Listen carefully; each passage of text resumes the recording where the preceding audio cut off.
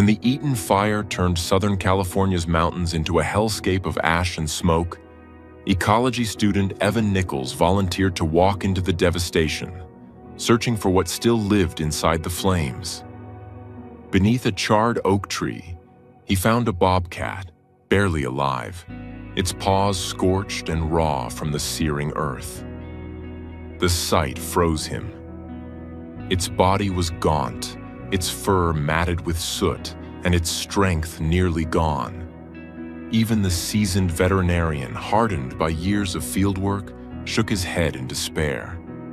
Other volunteers turned away, believing this was one battle too cruel to win, convinced the fire had already claimed another victim. But Evan didn't hesitate. He inhaled the acrid air, steadied his trembling hands, and did the unthinkable. He carried the broken creature straight to the Pasadena Humane Society. This was no longer just about saving one animal. It was about defying the odds, confronting the impossible. What happened next would challenge everything they thought they knew about hope, healing, and the unbreakable will to survive. Before we start, hit the like button and make sure to subscribe if you haven't, and hit that notification bell so that you won't miss any new stories. The sky over Sierra Madre was the color of a blood orange, bruised with smoke. For 3 days, the Eaton fire had devoured the San Gabriel Mountains, its insatiable hunger turning thousands of acres of chaparral and pine into a monochrome world of ghosts. Ash fell like a perverse gray snow over the manicured lawns of Pasadena, a constant, gritty reminder of the inferno raging just beyond the city's edge. For Evan Nichols, an ecology student from the flat, green Midwest now studying in California, it was an apocalypse in postcard form. He'd spent his life studying ecosystems in textbooks, memorizing the delicate ballet of predator and prey, the intricate life cycles of flora and fauna. He could write a 1,000-word essay on the Pyrrhic succession of a forest after a burn, but he had never smelled it. He'd never felt the heat radiate from the asphalt or tasted the grit of a cremated forest on his tongue. Now, the theory was real, and it was suffocating. Helplessness was a physical weight. He watched the news, saw the lines of cars evacuating, the exhausted, soot-streaked faces of firefighters. He had to do something.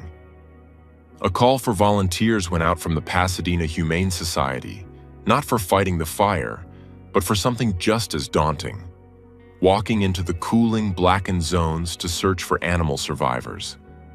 It was a fool's errand, they were told. A desperate hope. Evan signed up without a second thought. The briefing was grim. A veteran wildlife rescue coordinator, a woman named Mariah with tired eyes and a no-nonsense demeanor, stood before a small group of volunteers. "Your job is simple and it's impossible," she said, her voice raspy from the smoke-filled air. "You're looking for anything that's still moving. Anything that's still breathing. The fire moves fast, but some animals are smart. They find burrows, rock crevices, drainage pipes. Most don't make it, but some do. Your job is to find the some." She warned them about the dangers: unstable trees, hot spots that could flare up without warning, and the panicked, unpredictable nature of injured wildlife. "Don't be a hero," she concluded, looking each of them in the eye. "Your safety comes first. If an animal is too aggressive, too large, you call it in. Do not engage, especially with predators. A scared mountain lion or bobcat will not thank you for your help." Evan, clad in thick leather gloves, heavy boots, and a yellow protective shirt, felt a tremor of fear run through him. This was a world away from the sterile labs and quiet libraries of his university. He was assigned to a section of the foothills that had been a popular hiking trail just a week ago. Now it was a landscape of skeletal trees clawing at the smoky sky. The ground crunched under his boots, a mixture of ash and baked earth, and the silence was profound, broken only by the distant thrum of a helicopter and the whisper of wind through the charred branches. He walked for hours, his eyes scanning the devastation. He saw things he wished he could unsee. The perfectly preserved charcoal effigy of a squirrel, its tiny paws held up as if in prayer. The scorched remains of a deer that hadn't been fast enough. With each step, the hope that had propelled him forward began to curdle into despair. Maria was right. This was impossible. Just as he was about to radio in and move to another grid, he saw it. A flicker of movement beneath the blackened husk of what was once a mighty oak tree. He froze, his heart hammering against his ribs. He expected a coyote, maybe a raccoon. He raised his binoculars, his hands unsteady. The shape that resolved in the lenses made the air catch in his throat. It was a bobcat. Not the sleek, powerful predator from his textbooks, but a wretched creature, a ghost of its former self. Its tawny coat, usually a masterpiece of natural camouflage, was matted with soot and filth. It was gaunt, its ribs a faint outline beneath its fur. But it was the paws that made Evan's stomach clench. All four were a horrific, angry red, blistered and burned raw from the scorching earth. He lowered the binoculars, his mind racing. Evan took a deep, shaky breath, the acrid air searing his lungs. He made a decision that felt both insane and absolutely necessary. He unslung his pack and pulled out the heavy rescue blanket, telegraphing every movement so as not to startle the bobcat further. There was a sedative in the emergency kit, but volunteers weren't authorized to use it on predators without veterinary supervision.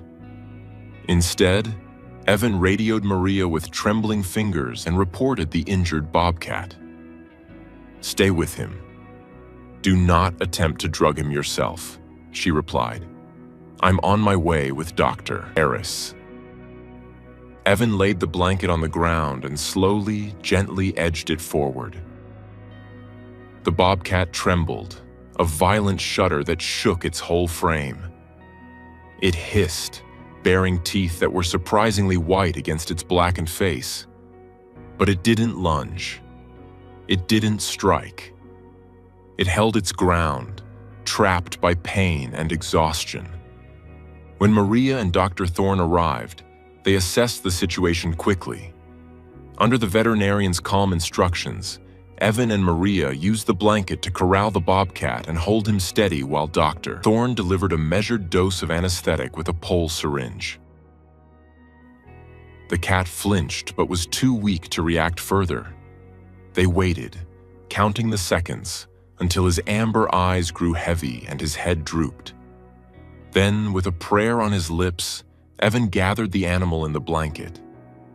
It was heavier than he expected, a dense weight of muscle and bone, but also terrifyingly fragile. As he lifted it from the ashes, he felt a profound electric connection, a sense of having crossed a sacred boundary between his world and the wild. The scene at the Pasadena Humane Society was one of organized chaos.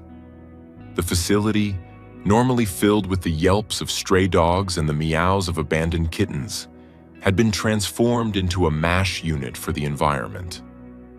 Every available space was occupied. In one cage, a great horned owl with singed wing feathers stared with unnervingly large eyes. A peacock, its magnificent tail feathers reduced to charred wisps, stumbled around a pen, its feet blistered and raw. In a corner, a line of cardboard boxes held sparrows and finches, coughing weakly from smoke inhalation. Evan carried his precious blanket-wrapped bundle through the maelstrom, his gaze landing on the face of a man who seemed to be the calm center of the storm. He was older, with a salt and pepper beard and surgical scrubs spattered with evidence of a long, hard day. This was Dr. Eris Thorne, the lead wildlife veterinarian. "What have you got, son?" Eris asked, his voice weary but kind. "Bobcat," Evan said, his own voice sounding thin. "Male, I think. All 4 paws are badly burned. He's sedated." Eris's eyebrows shot up.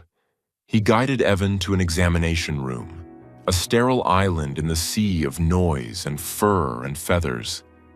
They laid the animal on the cool metal table, and Eris gently unwrapped the blanket.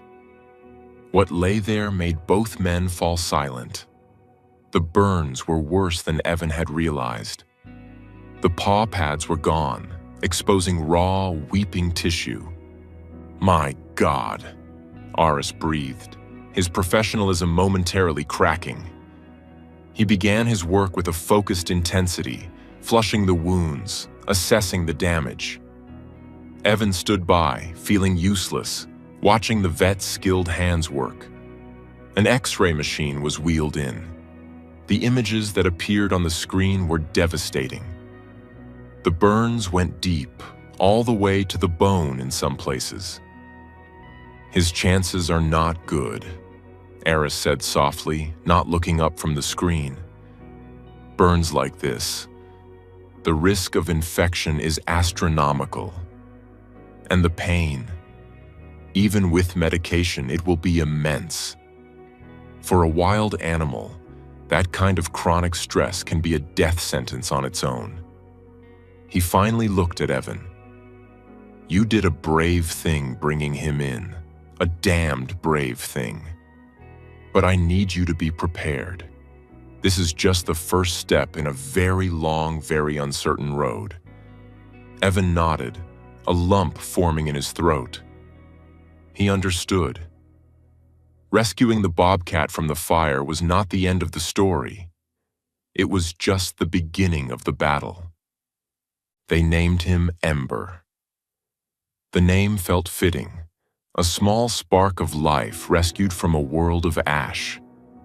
The days that followed blurred into a grueling routine of pain and persistence. Ember woke from the anesthesia not with gratitude, but with a resurgence of wild fury. Confined to a large kennel in the quietest part of the shelter, he was a coiled spring of terror and aggression. Any approach was met with a violent lunge against the bars, a terrifying snarl that echoed in the concrete room. Changing his bandages was a 2-person ordeal requiring thick gloves, a catchpole, and a will of iron. The sting of the antiseptic on his raw paws would send him into a frenzy, and his hisses were a raw, visceral sound of agony.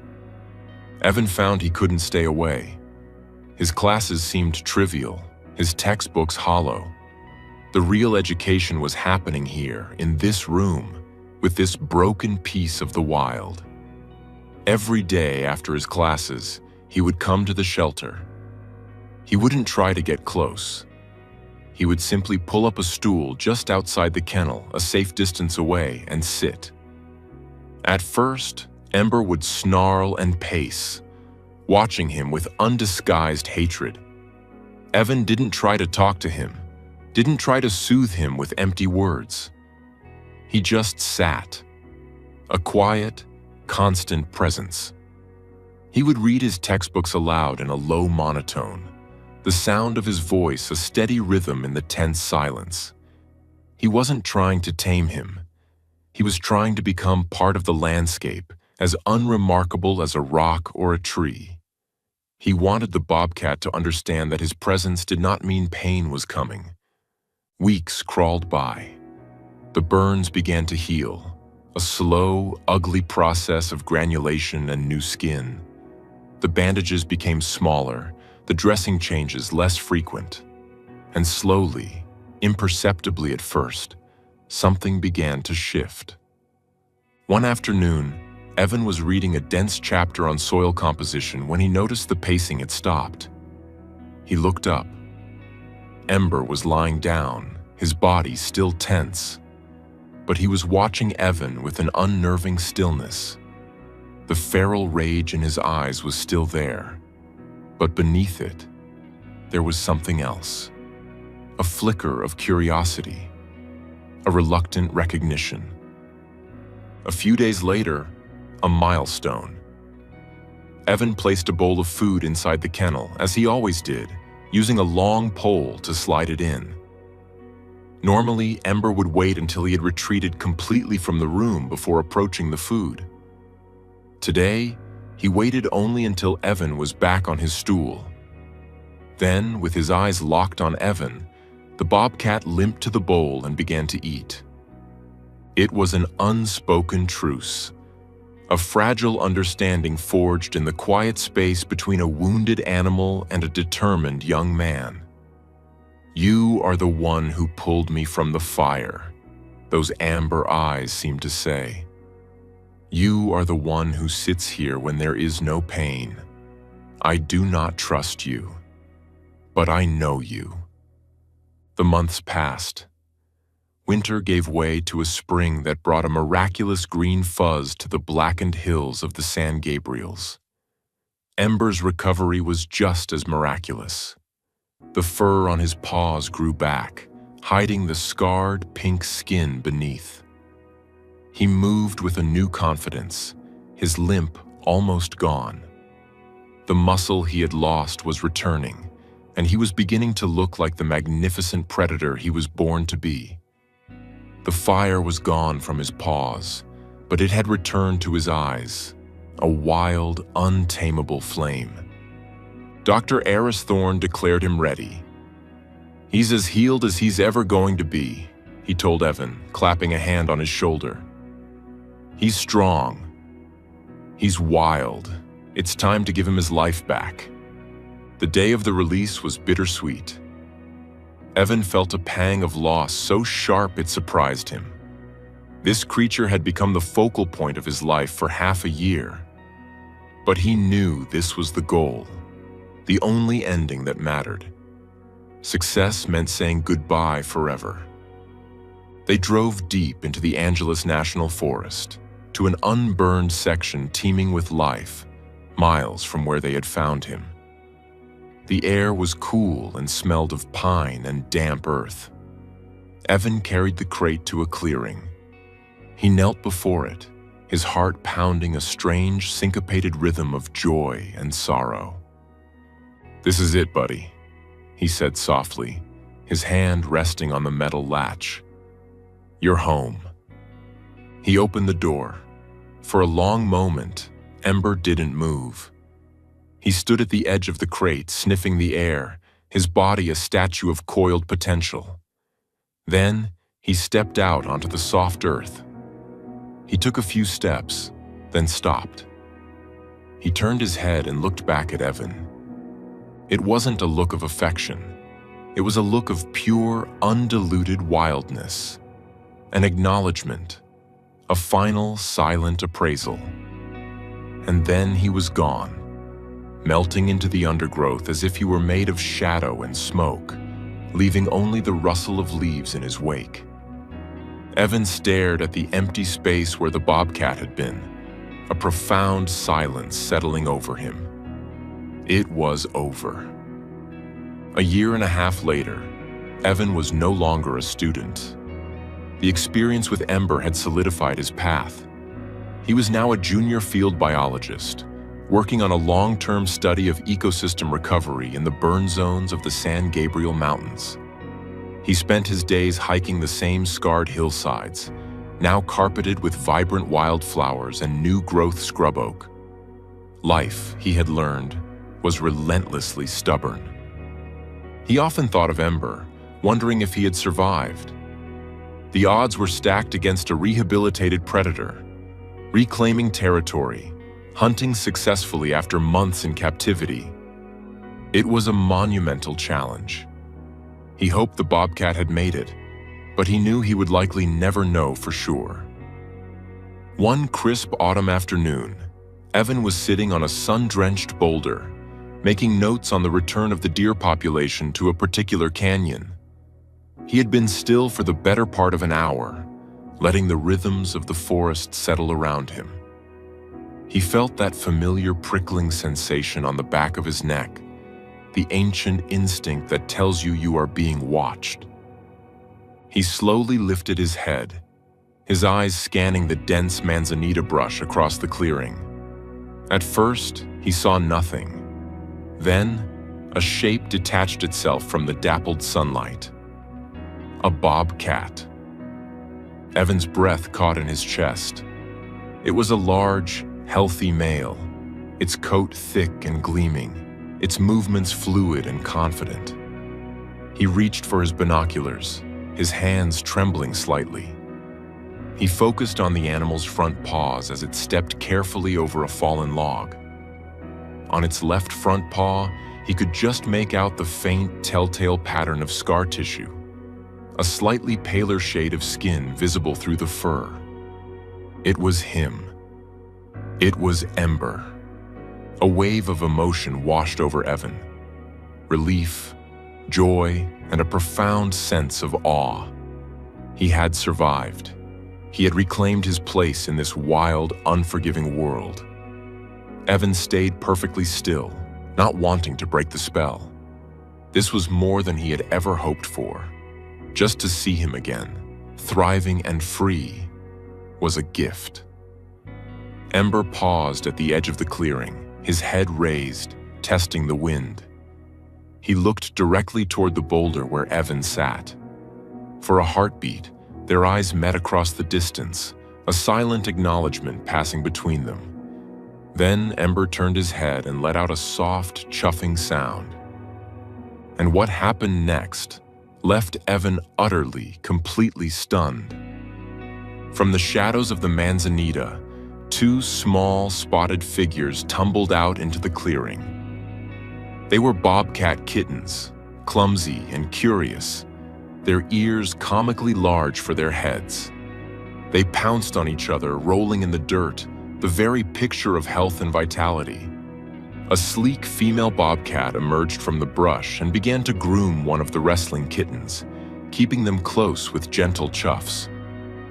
A large male bobcat, Ember, watched from a distance, his posture relaxed but alert. In bobcat society, males do not provide paternal care. They roam widely and defend territories that may overlap those of several females. Evan knew he was lucky to see him at all. Ember's presence here meant he had reclaimed a territory and found at least one mate.